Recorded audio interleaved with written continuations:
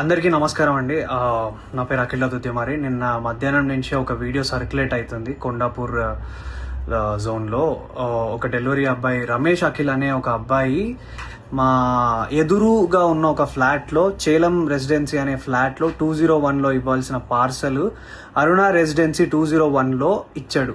అక్కడ delivery address మీద very very క్లియర్గా రాసింది ఏంటంటే ఆపోజిట్ టు అరుణ రెసిడెన్సీ 201. నేను కావాలంటే మీకు ఆ లింక్ ఆ ఫోటో కూడా నేను మీకు పెడతాను. సో అది క్లియర్గా ఉంది. సో మా ఇంట్లో మధ్యాహ్నం పూట ఏంటంటే ఇంట్లో నలుగురిలో ఎవరో ఒకరు ఆర్డర్ చేశారని చెప్పి మా నాన్న, ఆ అబ్బాయి వచ్చి డోర్ కొట్టగానే 201 అరుణ రెసిడెన్సీ అనగానే మా నాన్న తీసుకున్నారు. ఇది మన ఇంట్లోనే పెట్టారా అని మా నాన్న అడిగే లోపే మా నాన్న చేతిలో పెట్టేసి ఆ అబ్బాయి వెళ్ళిపోయాడు. ఒక ఆర్డర్ డెలివరీ ఇచ్చే ముందు కన్ఫర్మేషన్ చేసుకోవాల్సిన అవసరం డెఫినెట్లీ ఉంటుంది అనేది నేను అనుకుంటున్నా. ఒక ఓటీపీయో లేకపోతే కాల్ చేసో లేకపోతే ఆ పేరేంటో కనుక్కొని క్రాస్ చెక్ చేసుకొని ఇది కరెక్ట్ డెలివరీయా కాదా అని ఇచ్చుకొని వెళ్ళిపోవాలి. ఓకే, ఆ అబ్బాయి ఫస్ట్ ఒక తప్పు చేశాడు. ఓకే, రాంగ్ అడ్రస్ ఇచ్చేసి వెళ్ళిపోయాడు. మా ఇంట్లో తెలియకుండా మా అమ్మ ఆ కవర్ తీసి ఓపెన్ చేసి ఇంట్లో ఎవరు ఆర్డర్ చేసింది ఇది అసలు అని చెప్పి మా అమ్మ ఓపెన్ చేసింది, చూసింది. సరే, ఇంట్లో ఎవరు ఆర్డర్ చేయలేదంటే అక్కడే పక్కన పెట్టేశాం. 20 నిమిషాల తర్వాత వచ్చాడు. ఆ అబ్బాయి కోసమే ఇవ్వడానికి అది పెట్టినాం. ఆ అబ్బాయి మా ఇంటికి అడిగినప్పుడు నేను ఆ అబ్బాయిని యాజ్ ఎ జనరల్ సిటిజన్గా, ఒక రెస్పాన్సిబుల్ సిటిజన్గా నేను అడిగిన క్వశ్చన్, బ్రదర్ మీరు అసలు క్రాస్ చెక్ చేసుకున్నారా అడ్రస్ అని అడిగితే ఆ అబ్బాయి చెప్పిన విధానం ఏంటంటే, లేదు నేను చూసుకోలే ఇచ్చేస్తా. ఆ అబ్బాయి తాగేసి ఉండి మాట్లాడుతున్న పదాలు అవి. అవును, లేదు చూసుకోలేదు ఇచ్చేసిన, నేను ఏంది ఇప్పుడు, ఏమవుతుంది ఇప్పుడు, అది ఇది అని మాట్లాడాను. అట్లా కాదు భయ్య, నువ్వు మంచిగా మాట్లాడు అని మాట్లాడుతుంటే మా మమ్మీ అటు నుంచి వస్తుంటే ఇది కొంచెం ఓపెన్ అయింది, ఏమనుకోకటి తీసుకోండి అని ఇస్తుంటే వాడు ఏంది ఫ్రీగా వస్తే తీసుకుంటారా, ఏందే ఫ్రీగా వస్తే తీసుకుంటారా అని ఇట్లాంటి మాటలు మాట్లాడినాడు. యాజ్ ఎ కొడుగ్గా నా ఫ్యామిలీని రక్షించుకోవాల్సిన బాధ్యత నాకు ఉంది. ఒక రెస్పాన్సిబుల్ పర్సన్గా మా అమ్మనో లేకపోతే మీ అమ్మల్ని ఏదన్నా కూడా ఎవరు ఊరుకోరు కదండి. ఎవరి మీదకి నాకేమైనా పిచ్చా, ఆ అబ్బాయితోని నేను గొడవ పడితే నాకేమన్నా వస్తుందా, పోనీ నా కెరియర్కి ఏమైనా హెల్ప్ అవుతుందా, లేకపోతే ఆ అబ్బాయిని నేను హ్యూమిలియేట్ చేసి మాట్లాడితే నాకేం వస్తుంది. నేను ఒకప్పుడు డెలివరీ జాబ్లలో పని చేసుకుంటా ఎదిగి ఈరోజు హీరోగా అయినా ఉన్నాయి. నాకు ఎవ్వరి మీద కావాలని నెగిటివిటీ చేసి ఆ అబ్బాయిని హ్యూమిలేట్ చేయాల్సిన అవసరం నాకు లేదు. నా సినిమాలో నేను సెల్ఫ్ రెస్పెక్ట్ గురించే చూపించిన. అట్లాంటిది ఒక అబ్బాయి సెల్ఫ్ రెస్పెక్ట్ చేయాలని నేను ఎందుకు అనుకుంటా? ఆ అబ్బాయి మాట్లాడిన విధానం తప్పు. ఆ అబ్బాయి తాగేసి వచ్చి ఆ ఆర్డర్ ఎక్కడో ఇవ్వాల్సింది ఇక్కడ ఇచ్చిండు. అండ్ ఇదే ఇష్యూ ఏంటంటే, ఇంకో విషయం ఏంటంటే, మా ఎదురింగ్ ఇంట్లో చేలం రెసిడెన్సీలో ఇంట్లో ఉన్న 201 వాళ్ళు ఏంటంటే ఆపోజిట్ టు అరుణ రెసిడెన్సీ అని పెట్టారు. వాళ్ళ వల్ల ఇది 10th టైం.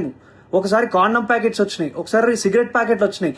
మీ మమ్మీ మీరు ఫ్యామిలీ ఉన్న వాళ్ళకి సిగరెట్ ప్యాకెట్లు, కాండమ్ ప్యాకెట్లు వస్తే మీరు తీసుకోగలుగుతారా? అంటే wrong address definitely, but still అది ఎంత ఎంబరేజింగ్ ఉంటుంది అనేది మీకు అర్థమవుతుందా?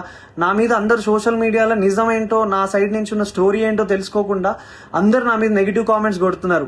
నీకు అంత బలిసిందా, ఇంది చేసినా అది చేసినావా, మా పేరెంట్స్ని నన్ను అందరినీ ఇష్టం వచ్చినట్టు తిట్టి మాట్లాడుతున్నారు కదా బ్రదర్. నేను అదే అడుగుతున్నా, ఒకవేళ మీ ఇంట్లో మీదకి నెగిటివ్గా మాట్లాడితే మీరు దాన్ని ఎందుకు చేసినావు, నువ్వు చేసింది తప్పు కదా, నువ్వు రాంగ్ ఆర్డర్ ఇచ్చినావు కదా అని చెప్పి నేను ఆ అబ్బాయిని అడగడానికి వెళ్ళిన. ఆ అబ్బాయి ఆ ఆర్డర్ ఆ అబ్బాయికి ఇచ్చేసినాక కూడా మెట్లు దిగుతూ నా ఫోన్ తీసి, నువ్వు హీరో కదా, నేను వైరల్ చేస్తా, నాకు తెలుసు నువ్వు అది ఇదని మాట్లాడినాడు. చెప్పండి, నేను రెస్పాన్సిబుల్గా ఉండి వద్దు నీ ఆర్డర్ నీకు ఇచ్చేసినాక నువ్వు కిందికి వెళ్ళిపో అని మర్యాదగా అబ్బాయిని వెళ్ళిపో అని చెప్పి నేను అక్కడి నుంచి పంపిస్తుంటే ఆ అబ్బాయి వీడియో తీసి ఫోన్ తీసిండు. మా అమ్మ నాన్న వాళ్ళు టానిక్ ఫీనే వాళ్ళు భయపడ్డారు. అరే ఏం చేస్తున్నాడు ఇప్పుడిప్పుడే మా మనోడు ఇట్లా వస్తున్నాడు, ఈ అబ్బాయి ఏంది ఇట్లా మాట్లాడుతున్నాడు అని చెప్పి వాళ్ళు టెన్షన్ పడినారు. మీరు చెప్పండి, మీరు ఈ సిచ్యువేషన్ ఉంటే మీరేం చేస్తారు మీరు చెప్పండి. నేనైతే రెస్పాన్సిబుల్గా ఉన్నా. నా మీద జరిగిన ఈ అలిగేషన్ దాని గురించి నేను పోలీస్ వాళ్ళ దగ్గరికి వెళ్ళి మాట్లాడి ఫిర్యాదు చేయడం జరిగింది. సో నేను ఆర్ మా అమ్మ, మా నాన్న ఏదైనా తప్పు చేసి ఉంటే definitely we will be sorry for that. నేను కావాలని ఏం వాళ్ళ మీదకి వెళ్ళలేదు. ఆ అబ్బాయి మా అమ్మ మీదకి తప్పుడుగా మాట్లాడిండు, తప్పుడు మాట వదిలిండు, అది కూడా కొంచెం తాగిన మత్తులో ఉన్నాడు. ఆయన ఏ బిల్డింగ్లో ఇవ్వాలో ఏది ఇవ్వకుండా చూసి ఇచ్చిన విధానం బట్టి నేను ఏం మాట్లాడుతున్నావురా నువ్వు, జాగ్రత్తగా మాట్లాడు, నోరు దగ్గర పెట్టుకొని మాట్లాడు అని చెప్పి నేను వాడిని అడ్రస్ చేసిన. వాడిని కొట్టడానికి నేను వెళ్ళలేదు. మీరు చూసిన ఆ వీడియోలో కూడా మా నాన్న నన్ను ఆపడానికి ట్రై చేస్తున్నాడు. దేనికి ఆపడానికి ట్రై చేస్తున్నాడు అంటే వాడు వీడియో తీస్తున్నాడు, వద్దు నాన్న అక్కడికి వెళ్ళకు, నీకేమైనా అయితే ప్రాబ్లం అవుతుంది అని చెప్పి మా నాన్న చెప్తున్నాడు. నేనేమో మా అమ్మ నాన్న, ఇప్పుడు మనం ఎంత కష్టపడ్డా కానీ ఏమి ఇస్తాం, మన అమ్మ నాన్నకు రెస్పెక్ట్ ఇస్తాం.